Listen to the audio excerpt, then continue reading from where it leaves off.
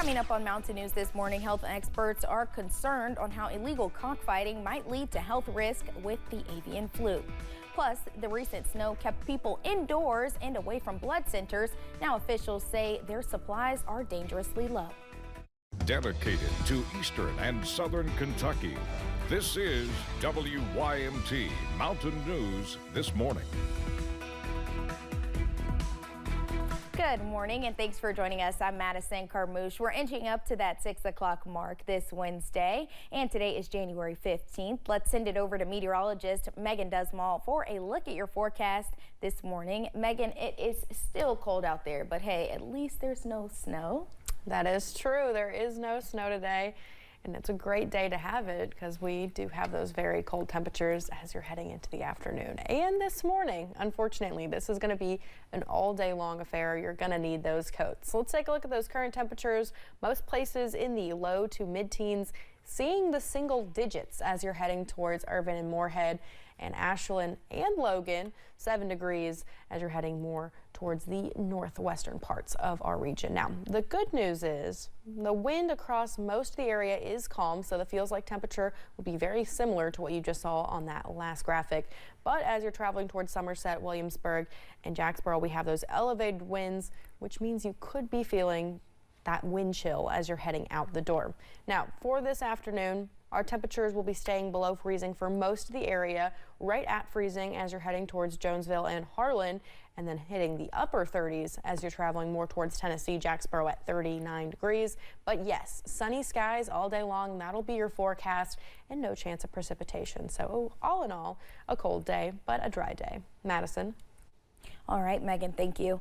A teenager was killed early yesterday morning, the result of a crash at a courthouse. After a loud explosion was heard, a deputy discovered a young man with serious injuries after the car he was driving crashed into the front of the courthouse.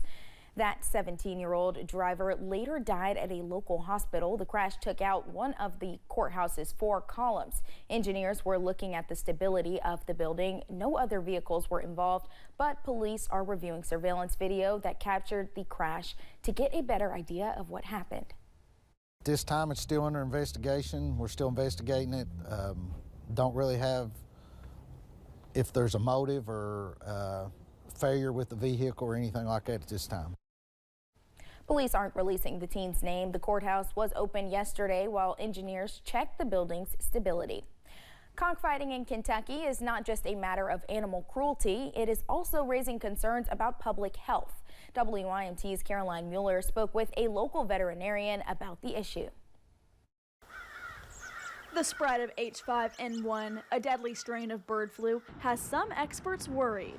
If you have birds that you're keeping and you're finding them dead and they've not been showing signs of being sick and you don't know what's going on with them, then you need to be suspicious of that and be careful with how you handle and what contact you have with those birds. Dr. Danica Harvey advises taking precautions to prevent the virus from spreading to people and pets. Any contact they have, I mean, they can potentially spread it when you have groups of animals together. The virus, primarily carried by wild birds, can infect domestic poultry as well as cattle and pigs.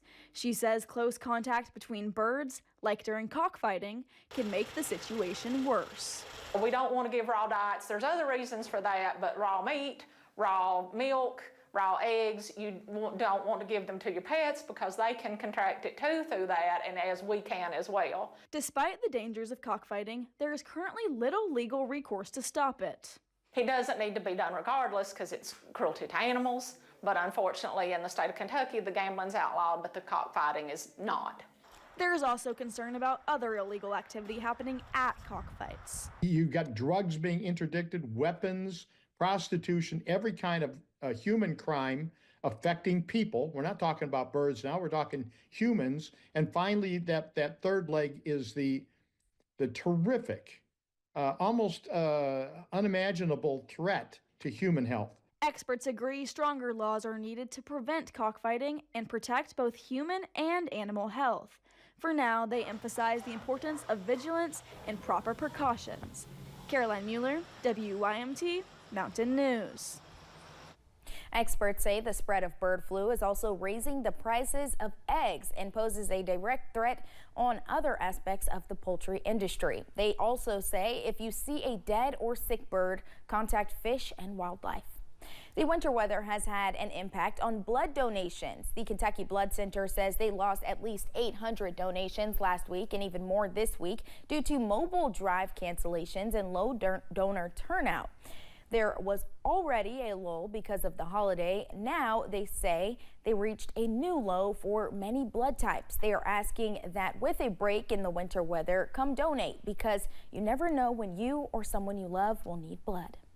One bad collection day can really put our hospitals at risk, and so think about now that we're on like day 7 of cancellations and weather and people not coming out, and it definitely like puts us in a bind. So we're kind of doing everything we can right now to get donors motivated to come out.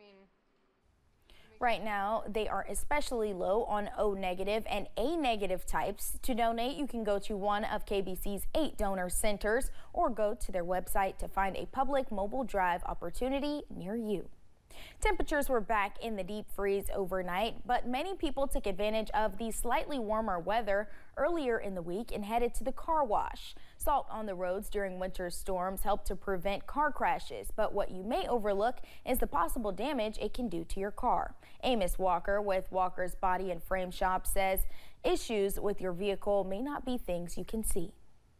You know, all that exposed metal and nooks and crannies that typically don't get washed, and when the salt lays in there, it's very corrosive and it will start to eat and rust. Walker says drivers may worry about their body paint, but it is more important to wash the underneath of the car after a snow event.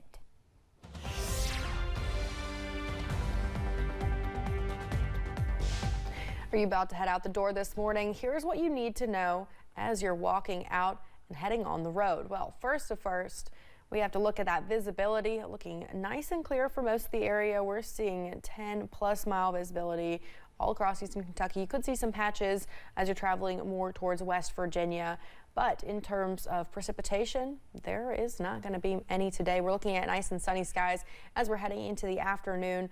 But the thing that you do need to worry about are those temperatures. This morning, it's even colder, so you're going to need to warm up your vehicle this morning before you head out. And as you're heading into the afternoon, it's still going to be cold. You're going to need that jacket all day long, maybe even some gloves. So stay bundled up. Next 12 hours, though, here's what you can expect. Sunny skies all day long and clear going into the evening. High temperatures in the upper 20s around 4 o'clock. Madison.